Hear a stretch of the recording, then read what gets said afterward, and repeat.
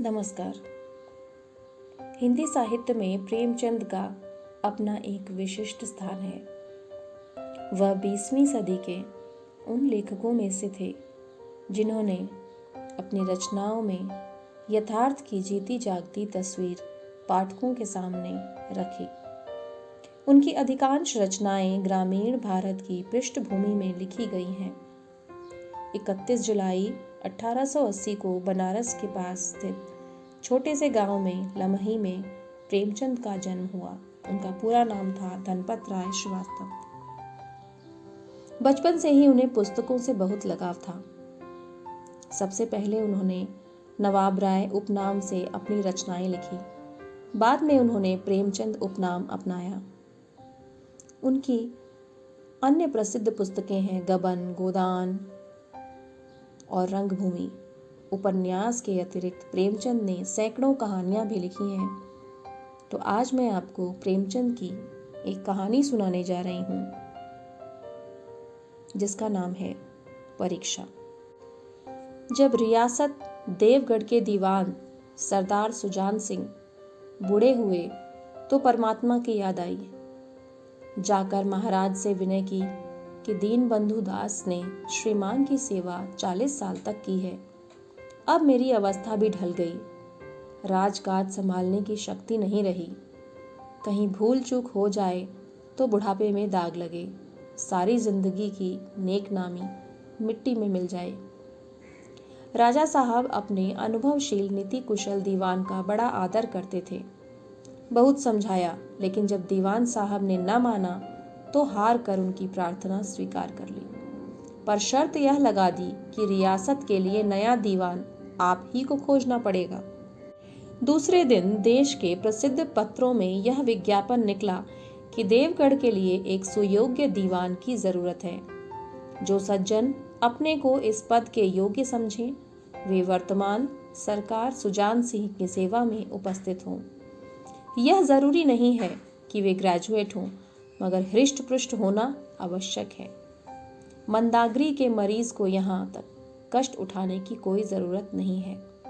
1 महीने तक उम्मीदवारों के रहन सहन, आचार विचार की देखभाल की जाएगी। विद्या का कम परंतु कर्तव्य का अधिकार विचार किया जाएगा।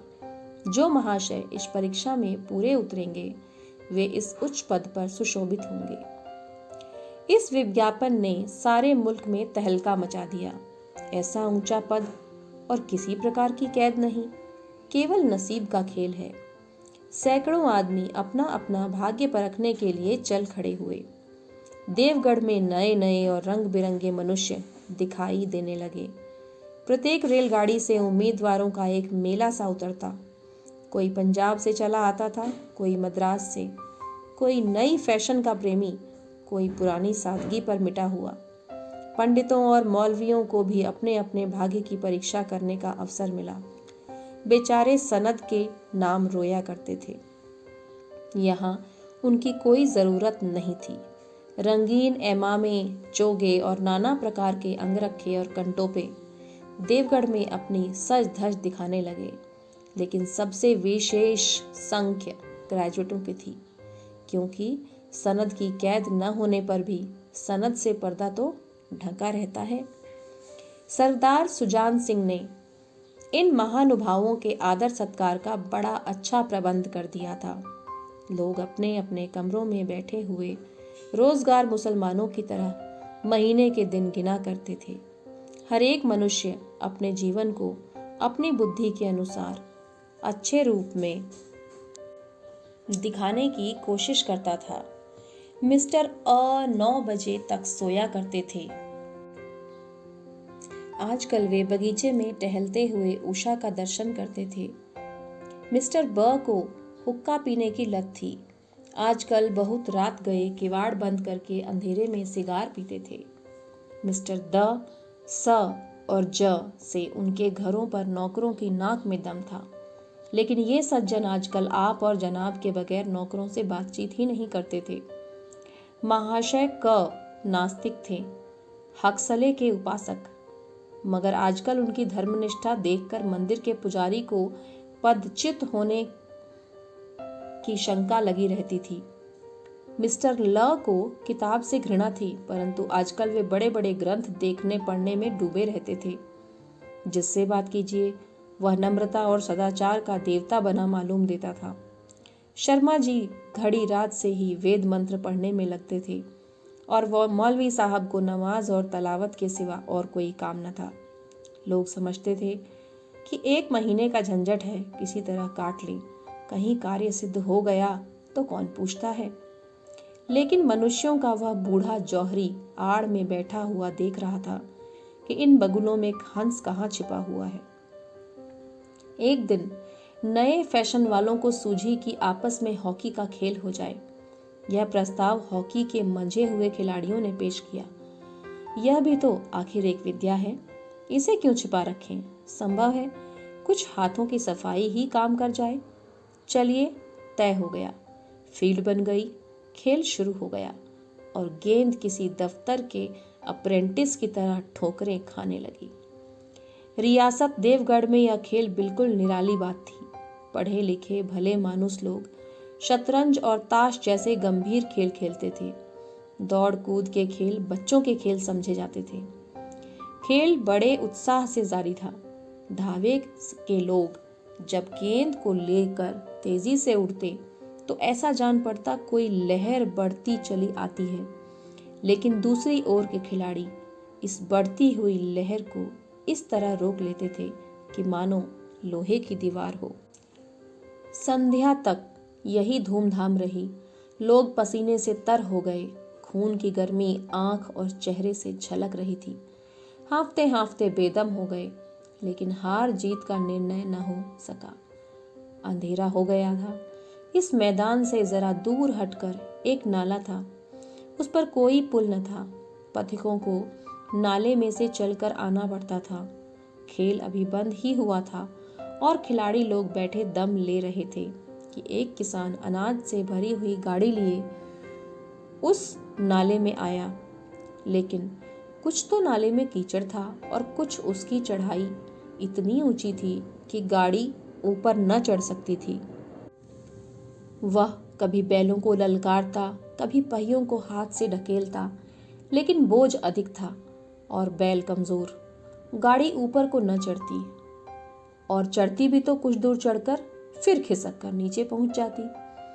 किसान बार बार जोर लगाता और बार बार झुंझलाकर बैलों को मारता, लेकिन गाड़ी उभरने का नाम न लेती। बेचारा इधर उधर निराश होकर ताकता, मगर वहां कोई सहायक नजर न आता। गाड़ी को अकेले छोड़कर कहीं जा भी नहीं सकता। बड़ी आपत्ति में आ फंसा हुआ था। इस बीच में खिलाड़ी हाथों में डंडे लिए घूमते घामते उधर से निकले। किसान ने उनकी तरफ सहमी हुई आंखों से देखा, परंतु किसी से मदद मांगने का साहस न हुआ। खिलाड़ियों ने भी उसको देखा, मगर बंद आंखों से, जिनमें सहानुभूति न थी, उनमें स्वार्थ था, मद था, मगर उदारता और वात्सल्य का नाम भी न था। लेकिन उसी समूह में एक ऐसा मनुष्य था जिसके हृदय में दया थी और साहस था। आज हॉकी खेलते हुए उसके पैरों में चोट लग गई थी। लंगड़ाता हुआ धीरे धीरे चला आता था। अकस्मात उसकी निगाह गाड़ी पर पड़ी। ठिठक गया। उसे किसान की सूरत देखते ही सब बातें ज्ञात हो गईं। डंडा एक किनारे रख दिया, कोट उतार डाला और किसान के पास जाकर बोला, मैं तुम्हारी गाड़ी निकाल दूं?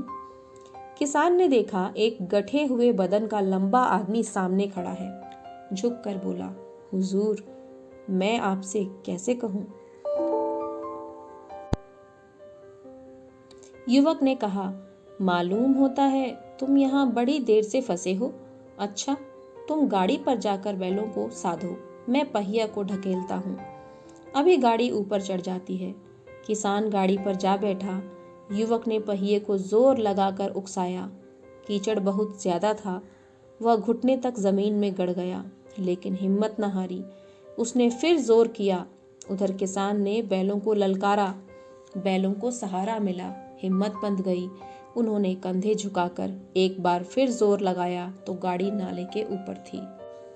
किसान युवक के सामने हाथ जोड़कर खड़ा हो गया। बोला, महाराज, आपने आज मुझे उबार लिया, नहीं तो सारी रात मुझे यहाँ बैठना पड़ता। युवक ने हंसकर कहा, अब मुझे कुछ इनाम देते हो? किसान ने गंभीर भाव से कहा, नारायण चाहेंगे तो दीवानी आपको ही मिलेगी। युवक ने किसान की तरफ गौर से देखा। उसके मन में एक संदेह हुआ, क्या यह सुजान सिंह तो नहीं? आवाज तो मिलती है, चेहरा मोहरा भी वही है। किसान ने भी उसकी ओर तीव्र दृष्टि से देखा। शायद उसके दिल के संदेह को भांप गया। मुस्कुराकर बोला, गहरे पानी में बैठने से ही मोती मिलता है। निदान महीना पूरा हुआ, चुनाव का दिन आ पहुंचा। उम्मीदवार लोग प्रातःकाल ही से अपनी किस्मतों का फैसला सुनने के लिए उत्सुक थे। दिन काटना पहाड़ हो गया। प्रत्येक के चेहरे पर आशा और निराशा के रंग आते थे। नहीं मालूम आज किसके नसीब जागेंगे, न जाने किस पर लक्ष्मी की कृपा दृष्टि होगी। संध्या समय राजा साहब का दरबार सजाया गया। शहर के रईस और धनाढ्य लोग, राज्य के कर्मचारी और दरबारी तथा दीवानी के उम्मीदवारों का समूह सब रंग बिरंगी सजधज बनाए दरबार में आ विराजे। उम्मीदवारों के कलेजे धड़क रहे थे।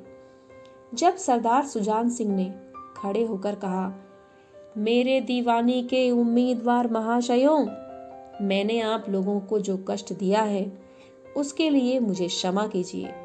इस पद के लिए ऐसे पुरुष की आवश्यकता थी जिसके हृदय में दया हो और साथ साथ आत्मबल। हृदय वह जो उदार हो, आत्मबल वह जो आपत्ति का वीरता के साथ सामना करे। और इस रियासत के सौभाग्य से हमें एक ऐसा पुरुष मिल गया। ऐसे गुण वाले संसार में कम हैं, और जो हैं वे कीर्ति और मान के शिखर पर बैठे हुए हैं। उन तक हमारी पहुंच नहीं। मैं रियासत के पंडित जानकीनाथ सा दीवान पाने पर बधाई देता हूँ।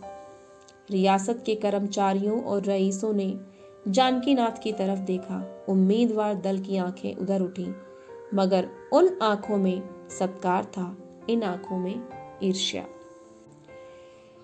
सरदार साहब ने फिर फरमाया, आप लोगों को यह स्वीकार करने में कोई आपत्ति न होगी कि जो पुरुष स्वयं जख्मी होकर भी एक गरीब किसान की भरी हुई गाड़ी को दलदल से निकालकर नाले के ऊपर चढ़ा दे, उसके हृदय में साहस, आत्मबल और उदारता का वास है।